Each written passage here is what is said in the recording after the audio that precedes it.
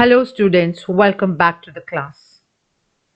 Let's learn about soil, the importance of soil for life, and the formation and composition of soil, and the types of soil and soil profile. Nearly three-fourths of the Earth's surface is covered with water, and one-fourth is land.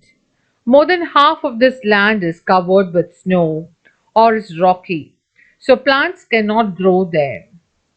Only the remaining part of the land has a thin covering called soil. This is the layer on which plants can grow. The soil cover on the earth is very thin. Its depth varies from a few feet to a few inches at different places. Soil is formed very slowly. It takes millions of years for the thin layer of soil on the earth to form. Some part of our earth is covered with sand. We call it desert. The other area it is fully covered with mountains, mountain regions. We call it hilly area. The other region is covered with snow. And some part when the season change, the snows melt and you can see a beautiful scenery like this. Soil provide a medium in which plants can grow. It holds a root and gives them water and mineral. Humans and minerals depend on plants for food and oxygen. Life on earth would not be possible without soil. Now look at the screen. Here you can see soil also provides shelter to many tiny living things such as bacteria, fungi, worms and insects. If you take a spoonful of soil, it is said to have more living things than all the people on the earth. That is why soil is often called the living soil.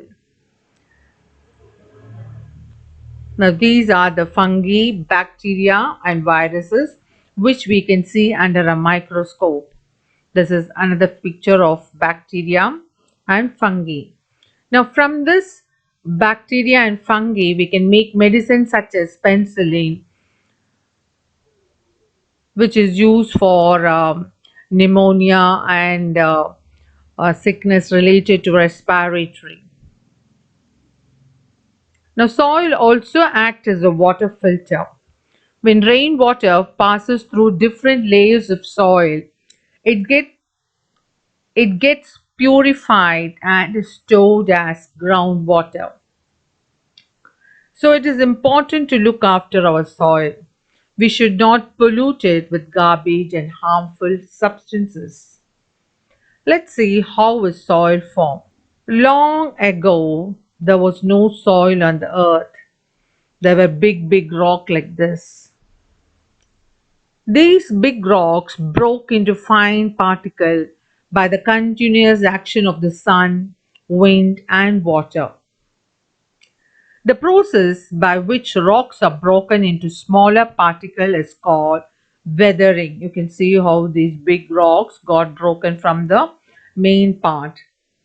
This early soil was gradually scattered over the earth by wind and water. Small plants started growing on this soil. When these plants died, they rotted on the soil. This made the soil more fertile and more plants grew on it. This helped animals to grow on land. As time passed, more and more remains of dead plants and animals mixed with the weathered rock to form the layer of soil on the earth. Now let's see the composition of soil. Soil is composed of the following substances. First, it is gravel. Soil may sometimes contain very small stones called gravel. In this picture you can see gravel, the small stones are called gravel. Now look at this, these are different type of soil. First one is clay, next one is loam, then sand, silt. Let's see about silt. Silt particles are smaller than sand particles. Silt hold water and some nutrients for the plant. Next, let's see about sand. Look at this sand. Sand particles are the best soil particles. Sand is an important part of the soil. The large space between the sand particles allow water to drain away easily. Now look at this. This is sand. Now this is called humus. Humus is made up of the rotting remains of plants and animals. It makes the soil rich with nutrients. Plants use these nutrients to grow. Now this is another picture of sand. The next one is clay. Clay particles are the smallest soil particle. It holds water for a long time. It can even hold a very small amount of nutrients. The next composition of soil is air. The space between soil particles are filled with air. Roots of plants and other living things in the soil use this air to breathe. Now look at this. This is water. Soil also contains water that is used by plants. Now we are going to see the three basic kinds of soil, that is sandy, clayey and loam. Most soils are made up of sand, silt and clay. The color and the quality of soil depend on how much silt, sand and clay are mixed in it. The best soil for plant growth is the one which has all the three type of particles in the right mix. Now let's see about sandy soil.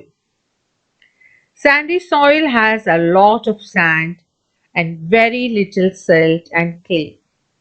Sand particles have large spaces between them.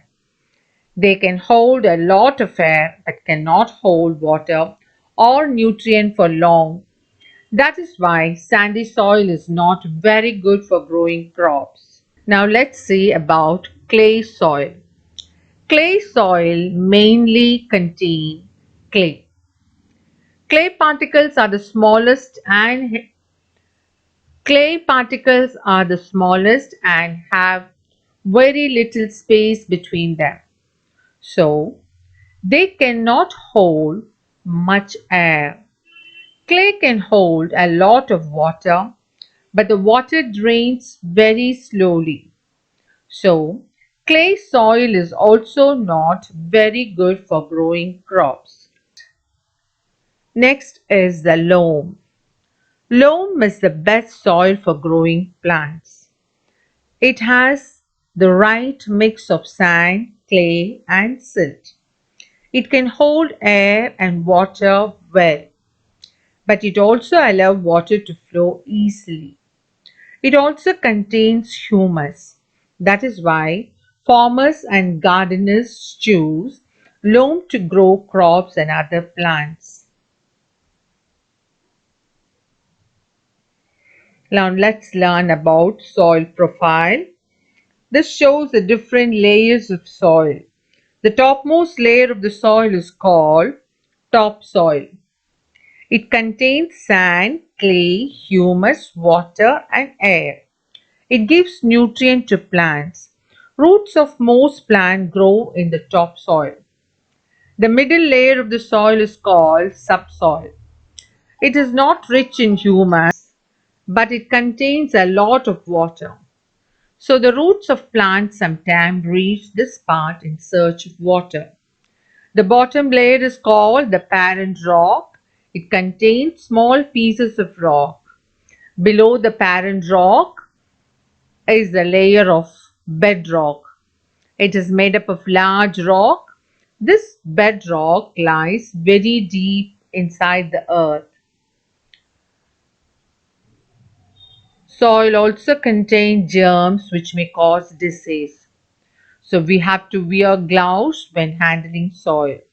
Also wash our hands and feet after playing outdoor. So we have come to the end of the class. Thanks for watching. Please like, subscribe and share. God bless you all.